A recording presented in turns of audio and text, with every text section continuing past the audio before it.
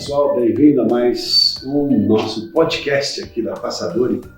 O nosso nome é Comunicação Executiva.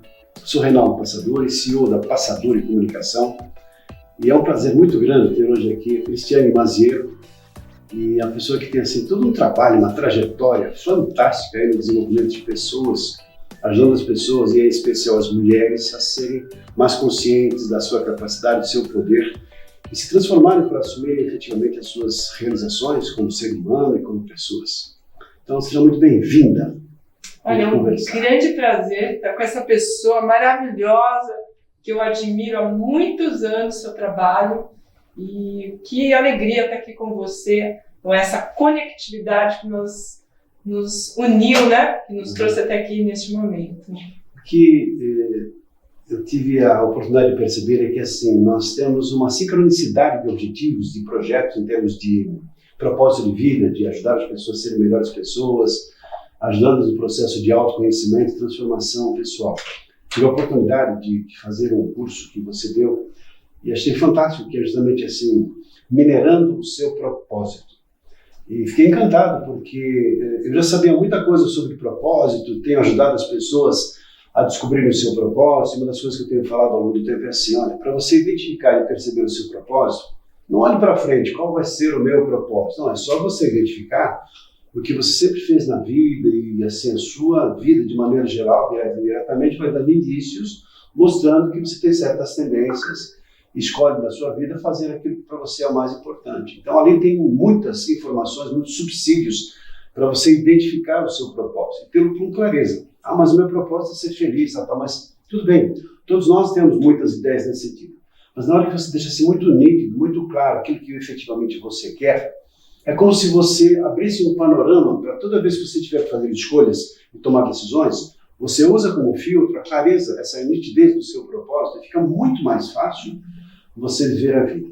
Como é que é esse trabalho que você fez, que aprofundou, jogou tudo que eu tinha lá para um canto e assim aprofundou de maneira substancial essa visão sobre propósito? Eu fiquei encantado com esse material, por isso que eu trouxe assim como primeiro assunto para você falar um pouco sobre esse projeto, esse trabalho de propósito.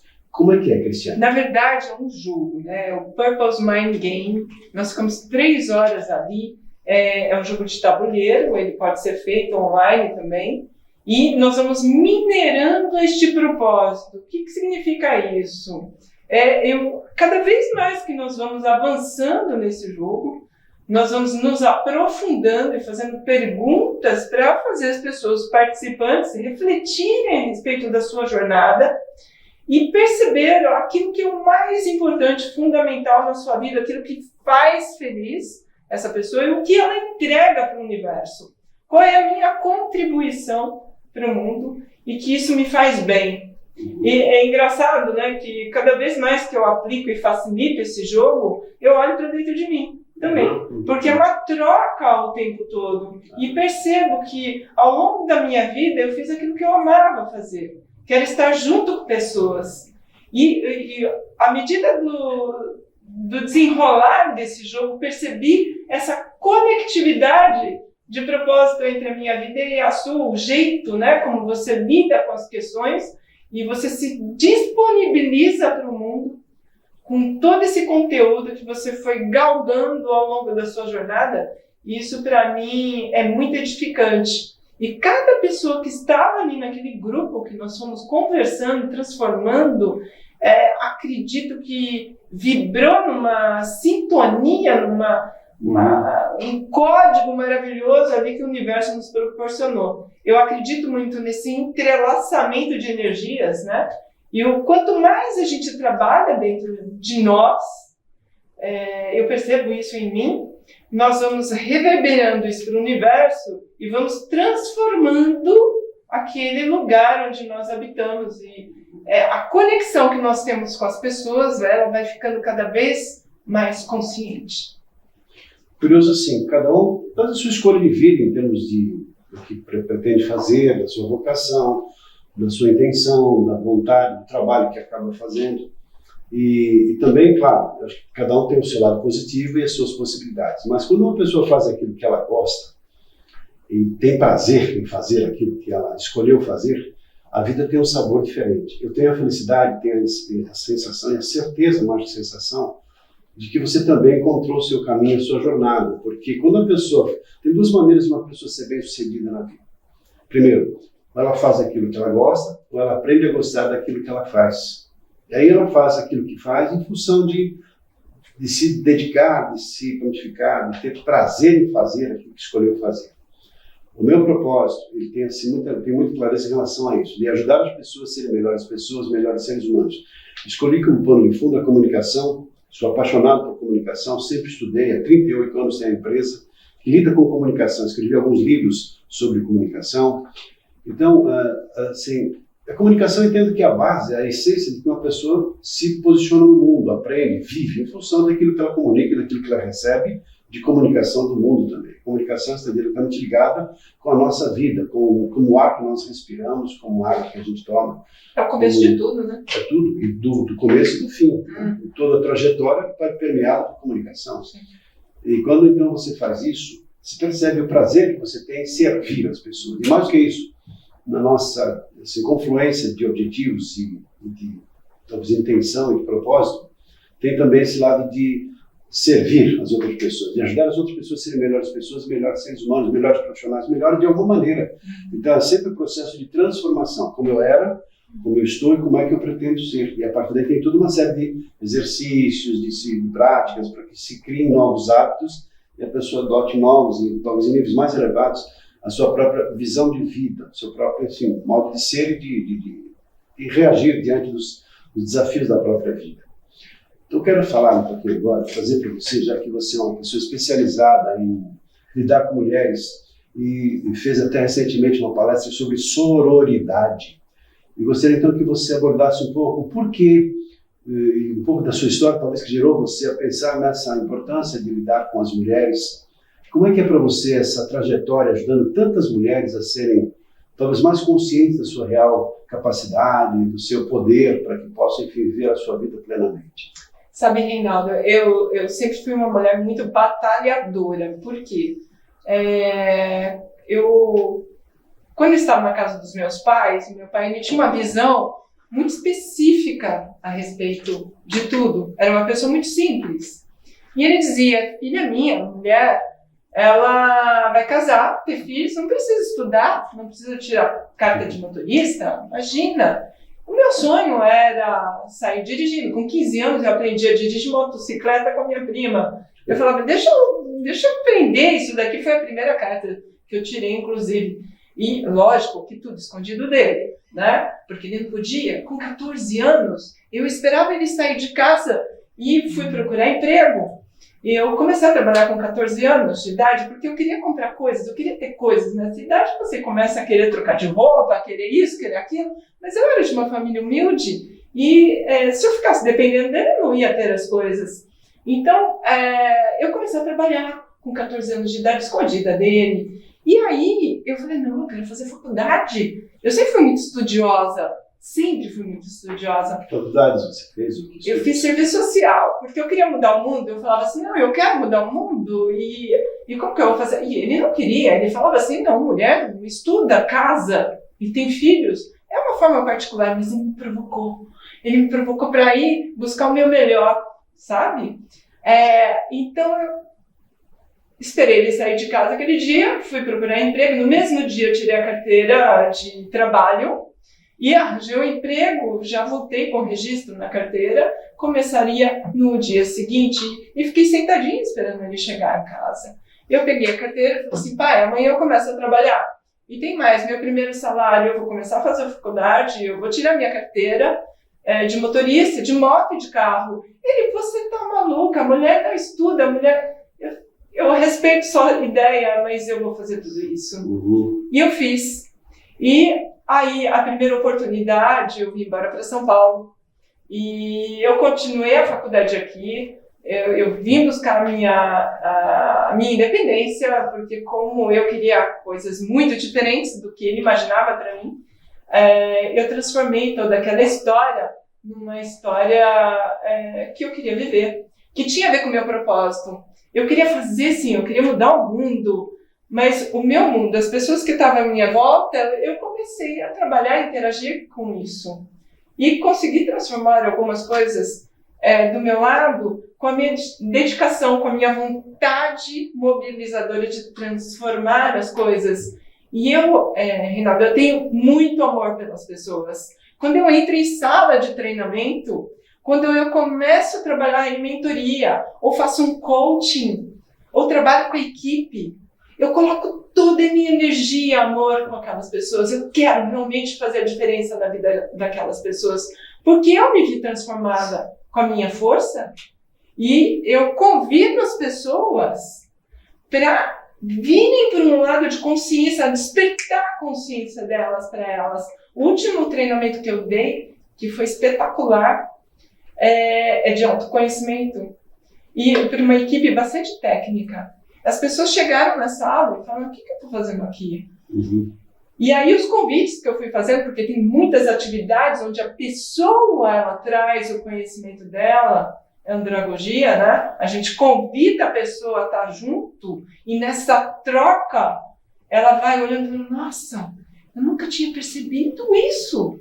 Eu não tinha percebido que eu podia fazer determinadas coisas, ou me doar mais, ou interagir mais com as pessoas, e convidar os meus amigos a conversarem mais. Nessa linha, Cris, por que assim mulheres? Qual foi assim, essa sua decisão e por que fazer um trabalho com mulheres? Será que de fato as mulheres precisam? Como você teve uma história, você reagiu, você então foi à luta e enfrentou o seu pai ou outras eventuais dificuldades, e mostrou o poder que você tem, se realizou e se realiza, fazendo o que você faz, o que você escolheu fazer na vida, né? E por que você entende que as mulheres precisam desse apoio? Será que sozinhas elas não conseguem romper barreiras e, a partir dos obstáculos e dificuldades, se realizarem, a exemplo de você? Olha, eu digo que cada um tem a sua experiência. Por exemplo, a semana passada eu estive num movimento que nós startamos em Campinas, que é Momento Delas. Tinham 50 mulheres.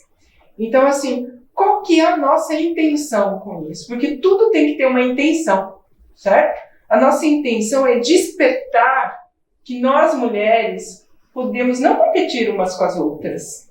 Porque o modelo do patriarcalismo era justamente esse. De nos transformar em competidoras para ganhar menos força, né? E eliminar aquilo, porque nós somos, na ancestralidade, a mulher, ela era conselheira de algumas comunidades, ela era sábia, era a pessoa escolhida para vir conversar. Por exemplo, a Joana d'Arc era uma mulher super independente, foi queimada na fogueira por conta disso, pelo medo dos homens de que essa mulher tivesse muito poder. Então, assim, trata-se não de um movimento contra os homens, porque eu acredito que homens como você, por exemplo, que tem grande consciência e que é parceiro de mulheres poderosas, porque eu acredito que assim como tem homens poderosos, tem mulheres poderosas também, e todos nós temos uma energia dentro de nós e que nos mobiliza. Então, assim, eu não posso dizer que eu trabalho só com mulheres, eu trabalho com o ser humano. O ser humano tem o poder. Você tem o poder como homem de provocar movimentos onde tenha equidade. É essa a palavra que eu quero falar. Nós temos que ter equidade no mundo.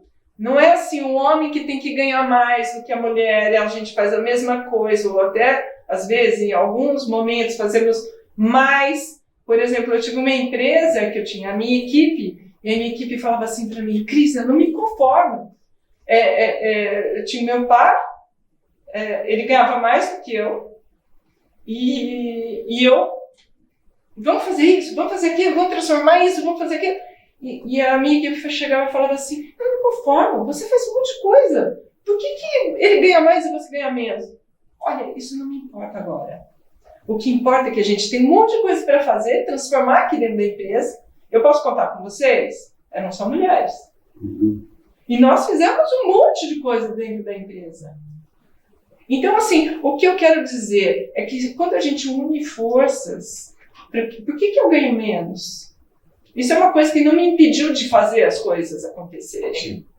Mas é importante ter equidade, é justiça, igualdade. A questão por trás, entendo que é também, eu sei que tem uma revolução acontecendo, muitas pessoas conscientes e trazendo esse assunto à baila para, de fato, gerar essas mudanças que são necessárias e vão acontecer inevitavelmente. Tanto assim, haja vista todas as conquistas que vocês, mulheres, fizeram, talvez muito tempo, mas agora de maneira bastante acelerada, em função justamente dessa visão, desse esforço. Há mais mulheres estudando hoje no Brasil do que homens. Há muito mais mulheres conscientes, no sentido de que eu não dependo de outras pessoas para me realizar como pessoa, como ser humano. Então, está se quebrando muito essa própria estrutura da educação das próprias mulheres em relação aos seus filhos, e em especial às suas filhas, protegendo-as demais, impedindo que, sabe, que o mundo duro e insensível, violento lá fora. Então, nesse sentido, também é uma mudança das pessoas que têm suas filhas e vão criar condições para que as próprias filhas comecem já a ter uma mentalidade diferente. Então, eu creio que em 1 ou 2 gerações, talvez seja um espaço grande, porque uma ruptura dessa, assim, agora, assim, a partir de agora vamos mudar tudo e vocês homens sempre fizeram errado e nós sempre fizemos certo, agora é o nosso momento. Eu penso que é um processo, primeiro, de conscientização, de tomada mesmo de percepção e disso um esforço grande para isso tudo acontecer. Mas é importante, Reinaldo, na minha opinião, que assim, não é um movimento de mulheres contra homens. Não, mas é uma coletividade, nós temos que juntar forças para mudar essa história. Você falou agora há pouco sobre competitividade. A mulher compete com o homem ou com a própria mulher? As duas coisas, porque, por exemplo, até pouco tempo eu tinha uma empresa que eu tinha que trabalhar de terninho, salto alto, terninho. Terninho por quê? Porque os homens usam terno. Então aí a gente tem que se equiparar, né? Tem mesmo. Depois que eu fundei minha consultoria, eu falei, bom, eu vou vestir a roupa que eu quiser, né? Eu não vou pôr terninho, pôr salto alto, eu detesto salto alto. Porque o salto tem que ter uma postura agressiva, falar, porque tradicionalmente o homem é mais forte, né, do que a mulher fisicamente falando. Não, e tem uma história do salto alto. Você sabe da história do salto alto? Antes era um homem que começou a usar salto alto, né? Lá no passado. Na França, pelo menos. E aí a mulher começou a usar salto alto, mas tem uma questão de sexualidade implícita. E tem até puxa, eu esqueci o nome dela, mas uma poetisa do século XVII que diz que a mulher se tornou aquilo que o homem quer. Então, por quê? Porque tem tanta sexualidade nas novelas, nos filmes, e a mulher sempre se expondo, e o salto alto se tornou um símbolo sexual. Então, assim, eu preciso usar salto alto, mas é uma tortura. Imagina uma mulher que vai para um casamento com salto alto, não sei, uma tortura. Então, por que eu uso salto alto? Acho que é o mesmo princípio de que o homem usar gravatas, né? Gravata eu achei assim, o melhor símbolo de todos, a melhor definição foi assim, o que é a gravata na verdade? Aí alguém falou assim, a gravata é a forca da elegância. Mas você sabe por que veio a gravata? Lá nas guerras, eles usavam a gravata para enxugar o suor. E depois virou um símbolo de moda. Então, assim, são crenças, né, que a gente vai alimentando, o viés inconsciente aí, que vai ficando ao longo do... Mas eu vou fazendo no automático e vou reproduzindo e você fala, poxa, mas o salto alto me incomoda. Mas a gravata me incomoda, para que eu estou usando isso? Então, o momento de você parar, se tornar mais consciente, eu acho que esse é o nosso papel, de convidar as pessoas, que são convites. As pessoas mudam de acordo com aquilo que ela está buscando. Sair do automático. Deixa eu tornar a pessoa fazer mais uma outra consciente. questão, porque eu entendo assim, estou encantado com tudo que você falou e de repente a sua consciência, e obviamente tendo assim uma repercussão, porque também há pessoas que estão aqui nos vendo agora que pensam da mesma maneira, que entendem que isso é importante, que o quão é importante estarmos engajados nesse objetivo, né, nesse apoio, nessa unificação de forças, para que todos nós possamos nos realizar, independente de gênero, número, sexo, ou seja, mais até do que a sororidade, eu entendo que a alteridade seja justamente um princípio fundamental que todos nós devemos adotar na nossa vida, equidade. Agora sim, nós vemos um mundo no qual temos assim, muita competitividade em relação a pessoas que dedicam a sua vida para outras pessoas, em termos de mentoria, consultoria e outros processos, de psiquiatria, até de atendimentos personalizados, quaisquer que sejam as formas, com treinamentos. Só que nós vivemos num mundo no qual tem muitas assim, informações que são recentes, ferramentas que chegam a cada momento, tem tendências, por exemplo, tudo que vem lá do Vale do Silício é importante, tudo que vem de certos autores passa a ganhar uma notoriedade, e muitas vezes deixando de lado até uma profunda experiência e conhecimento das pessoas que fizeram e fazem isso a vida inteira. Então precisamos estar atualizados com games, com jogos, com outras possibilidades, e vejo que você é uma pessoa muito atualizada, buscando assim autores que estão atualizados, jogos, games e outras formas de lidar com treinamento, cursos à distância, etc. Como é que você lida com isso? Qual é a sua visão e por que você, ou de que maneira talvez, você se enveredou por esse caminho de situações e assim, recursos que sejam atualizados, modernos e de vanguarda? Porque o mundo mudou, né? Assim, absurdamente, em 2 anos, com relação à pandemia, nós tivemos que nos reinventar. Então, para mim, o contato com o ser humano, olho no olho, é insubstituível. Mas na pandemia, eu tive que me reinventar. E aí, fazer treinamentos online e tudo mais, tem que tornar aquilo mais interessante, porque para mim já é muito chato ter que ficar na frente ficar no online o tempo todo, porque eu gosto disso, pegar na mão, olhar no olho, estar junto com as pessoas. Para mim isso é muito diferente. Mas como que eu posso tornar essa experiência mais atrativa, mais gostosa, mais divertida? Porque eu posso tornar essa experiência, esse treinamento ou essa construção junto com as pessoas que seja sério, mas que seja divertido, que seja interessante, que seja empolgante. Então, tem jogos que a gente utiliza no online, que é muito importante, mas no presencial também. Trago o conhecimento coletivo para dentro das conversas, né? Tá muito na moda agora falar de segurança psicológica, mas se a gente for olhar lá para Edgar Schein, que ele fala de gestão da cultura organizacional, ele já fala dessa questão de a liderança trazer mais as pessoas para o diálogo, para as trocas, para as conversas, que essas conversas sejam conversas significativas. Então, Amy Edmondson traz a segurança psicológica hoje como algo fundamental e as empresas começaram a ouvir. Que bom! Mas isso já vem lá no passado. Edgar Schein já fala sobre isso quando fala de gestão da cultura organizacional, com as lideranças tomando uma outra postura de conectividade com as pessoas, né? Então, que bom que ela veio falando sobre isso, que as pessoas estão ouvindo mais a respeito disso hoje dentro das organizações. Isso se tornou... Ontem, por exemplo, né, o meu marido foi convidado na área comercial a falar sobre autoconhecimento. Olha que coisa incrível!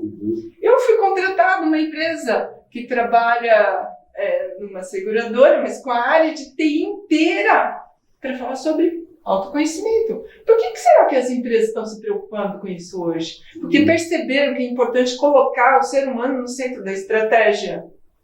Porque é o ser humano que impulsiona e que faz as coisas acontecerem. Aliás, sempre foi, né? Agora a questão de tomar consciência dessa importância e a valorização das pessoas. Mesmo porque nós vemos também com tendências, né? Hoje estamos, assim, no processo das organizações com a necessidade e fortalecimento da humanização, de respeito, de consideração, de valorização. As próprias tendências em relação às gerações trazem pessoas que estão, os mais jovens em especial, que têm outra mentalidade do que as pessoas que são os baby boomers, talvez lá como seu pai, ou talvez o meu pai também. E, de repente, assim, pessoas que tinham uma visão diferente em função daquilo que eles adquiriram dos nossos avós, dos nossos bisavós, e de geração em geração. E com essas mudanças todas impulsionadas pela tecnologia e pelas informações, obviamente nós vemos ainda que há muitos gaps, muitas necessidades de transformações em países onde a mulher assim, é uma escrava, ou sei lá, não são nem sequer valorizadas, burca, sei lá, outras né, limitações, não só físicas, mas psicológicas também. Então, assim, no mundo como um todo há muitas limitações. Mas as próprias... Eu estive lá no Emirados Árabes, desculpa te interromper, eu estive lá e eu não tinha véu. Né? Quando eu estava indo para a Austrália, eu parei lá e falei, eu quero conhecer, e fui sozinha, certo? Para um país como esse. Então, curioso assim, um casal de amigos foi lá no país da Arábia lá, e assim até falou assim, poxa, interessante, o pessoal gostou tanto da minha mulher que veio me oferecer uma quantidade de camelos. Mulher é uma coisa, um bicho, alguma coisa. Então, eu te ofereço tantos camelos para você ficar, que posso ter sua mulher. Ela gostou, ela era bonita. Ainda bem que eu tinha uma canga, né? Dentro da minha mala. Eu também indo para a Austrália, eu levei uma canga. Então, eu queria conhecer um templo, eu tive que enrolar uma canga na minha cabeça, porque senão eu não podia entrar. Então, assim, olha que distância que ainda a gente tem de equidade quando a gente fala de alguns outros países, e não só. O nosso país também lida com tudo isso. Se a gente for para outro estado, por exemplo, como o Nordeste, ainda existe essa diferença muito grande. E quando você me pergunta por que você trabalha com mulheres? Não, eu trabalho com o ser humano de uma forma geral.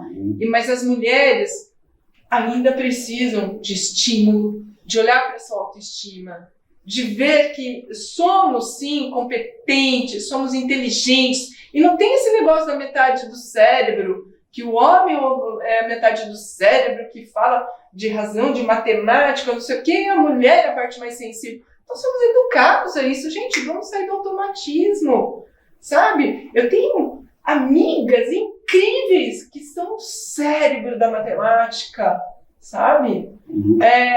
Por exemplo, se a gente for olhar lá no passado, quando tudo começou, quando falamos da NASA, do lançamento dos foguetes, tem até um filme sobre isso, 3 mulheres incríveis, matemáticas incríveis, que o astronauta ele confiava naquela mulher para fazer cálculos do que no próprio computador ou algo que estava começando naquele momento. Então, assim, não, esse negócio de homem que tem a metade do cérebro racional, não, gente, vamos integrar as polaridades.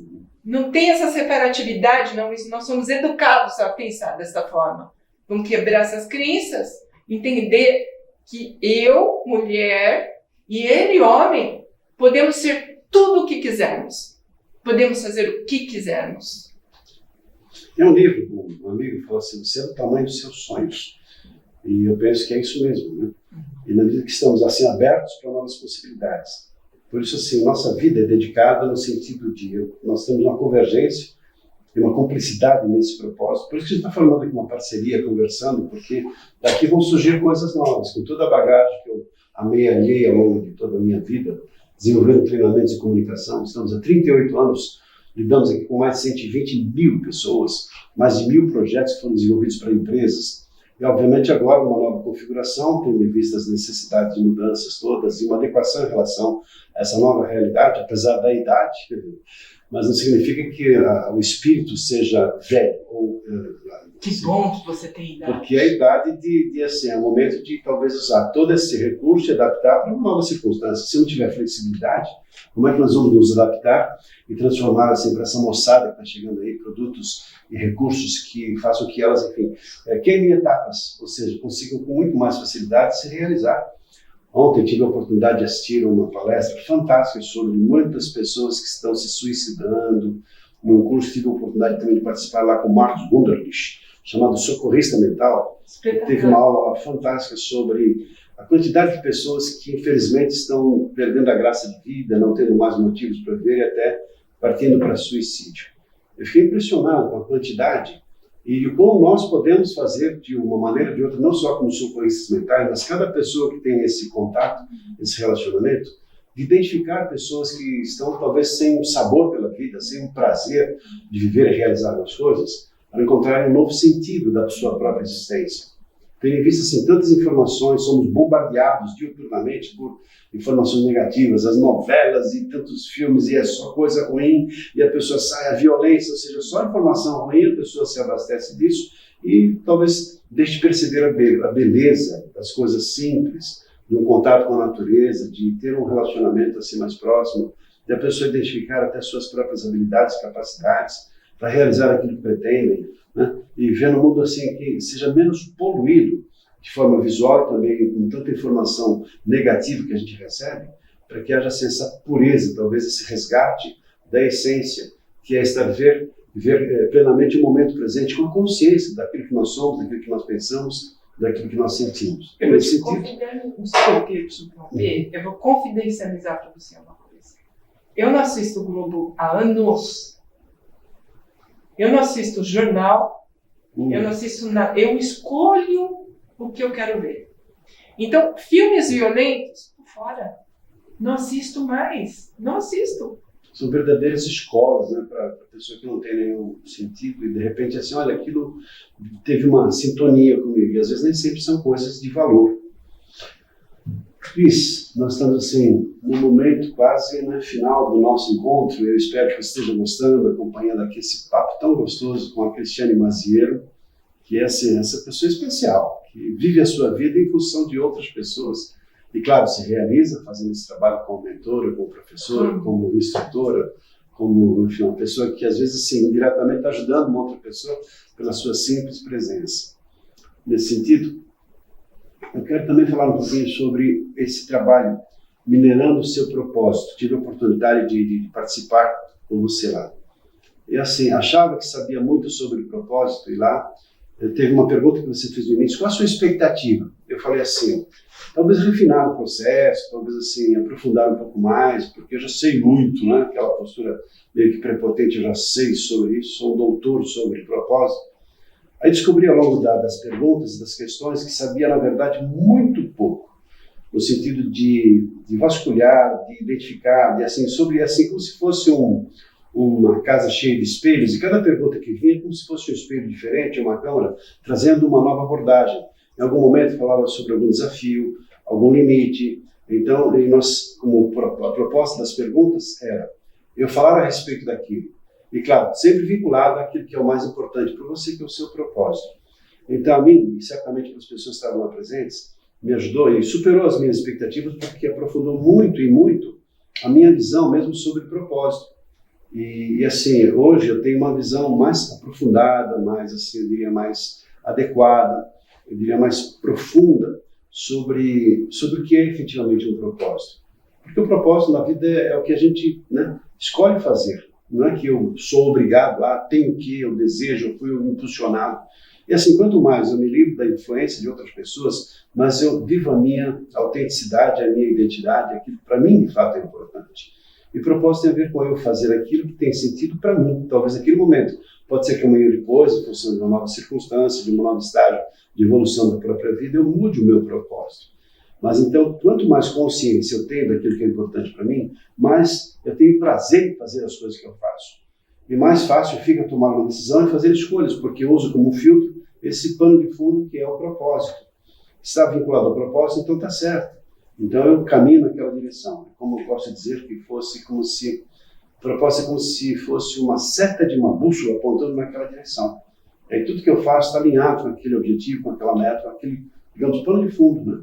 E curioso, uma pergunta que uma vez eu ouvi numa palestra, um palestrante falou assim: quanto tempo que um avião que vai de um lugar para outro, ele fica na sua rota, efetivamente?